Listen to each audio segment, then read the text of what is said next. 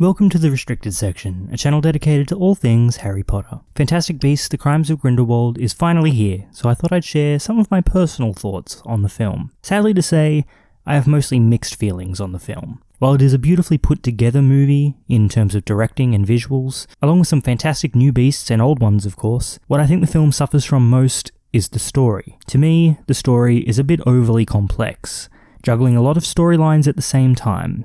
Far too many for a movie that is only 2 hours and 15 minutes. There are also a few too many characters that didn't fit into the story very well. Jacob Kowalski and Nagini, while great to see, didn't necessarily need to be in the movie, as well as additions of Leta, Lestrange and Yusuf Kama, whose storyline was far too convoluted for the movie to flow well. Eddie Redmayne as Newt Scamander and Jude Law as Albus Dumbledore I think were quite perfect in their roles.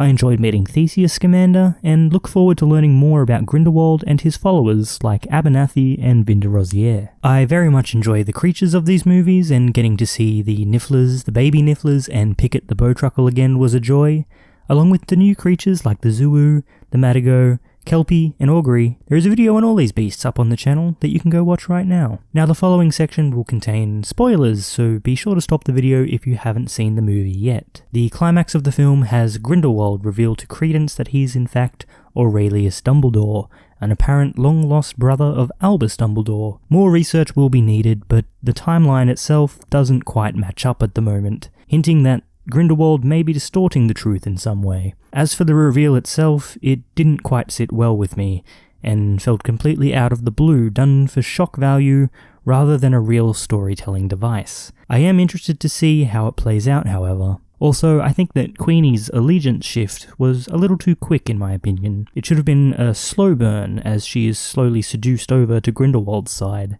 Returning to Hogwarts, albeit briefly, was an absolute joy, and the musical score complements the movie and its settings wonderfully. The Wizarding World is rich and vibrant and feels incredibly alive and tangible, while remaining enigmatic and wondrous. Overall, I think The Crimes of Grindelwald was entertaining, but a little disappointing, if I'm being honest. I think it lays some interesting groundwork for the films to come, and hope that the future movies will have a tighter script and a more focused vision. If I had to rate the film, it would be somewhere between an acceptable or poor.